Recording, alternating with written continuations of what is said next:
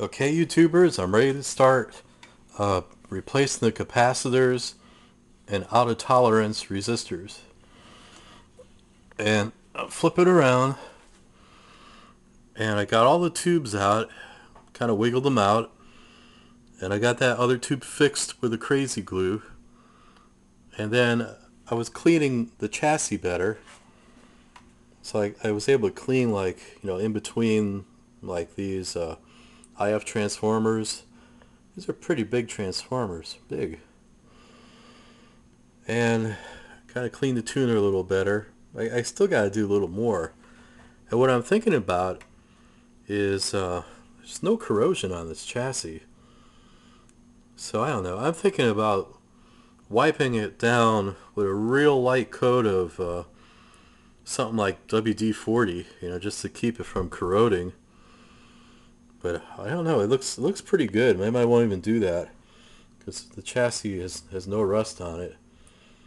And so I wanted to show you that. So let it down, flip it around, and I got capacitors in, and I use a company called here comes Mauser, and I got electrolytics in. Got those in about 2 weeks ago, because you got to replace all the electrolytics. And let me show you what. Here, this one here, this is one of the new ones, and I get them from Mauser because I get the better ones from Mauser. This is a Sprague. I like Sprague. Never had any problems with these at all. 8 microfarad, and it's a lot smaller than the large cans that they had originally. And what I'll do today is just figure when we're going to place these under the chassis.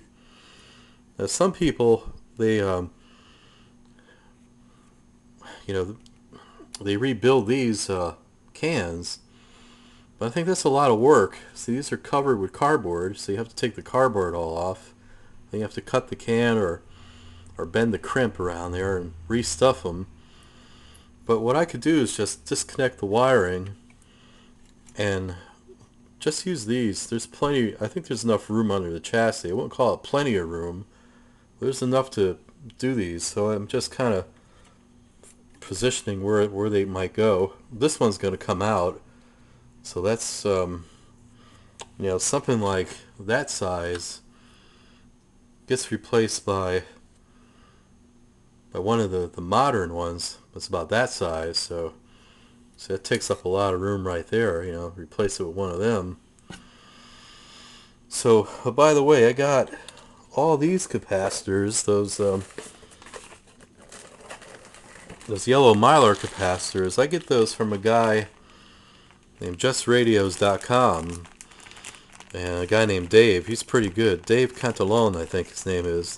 justradios.com, and I got an assortment of resistors too. 50K, 10K, 15K. I didn't have enough. I had a couple left over from my other projects. I don't stock them, so I ordered an assortment. So, and what I do is, I got this old RCA senior volt ohm vacuum tube voltmeter, and I use that. You can see it on my other videos. I got a couple videos of how to replace a capacitor, but then I just test these out real quick on a high resistance scale, and then the meter goes down to 0 and it comes back when it charges. And some people don't like that. They say it's not good enough, but I'll be honest with you, I did find one bad capacitor out of like hundreds of them, and so it seems to work good for me, so that's what I do. And I got this little cheat sheet here that I attached to the frame, and it shows what the numerical value is. Like a 0.001 microfarad is a 102K, and I use all 630 volts for those. The electrolytics, they're starting to get pretty pricey. on higher voltage levels. So I just got 450 working volts. It should be enough because I think the highest this radio is using is about in the 300 to 350 range for the tube plate voltages. And then what I also got was here's my soldering iron. This is a solder station, a Hacko. It's 907, but I've used this. I used this tip here for a long time, and you know you can't file these tips. You don't want to file them, but after you make connections, you wipe them clean and stuff. But what I did was this tip's starting to get there on the tip. Like, you can't clean it good. So what I did was I got some new tips, and I'm going to use a new tip on there for this radio. I think that's all I want to cover. Oh yeah, one thing here. I got all my pictures loaded on the laptop, so I could just go through it. It's really cool. And let's see here. Those are the coils. Let's see, here's the area I was looking at before. So I could maybe make that bigger if I wanted to.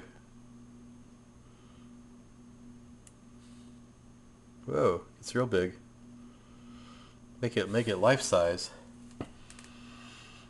And it just shows where all the wiring is, so I just refer to that.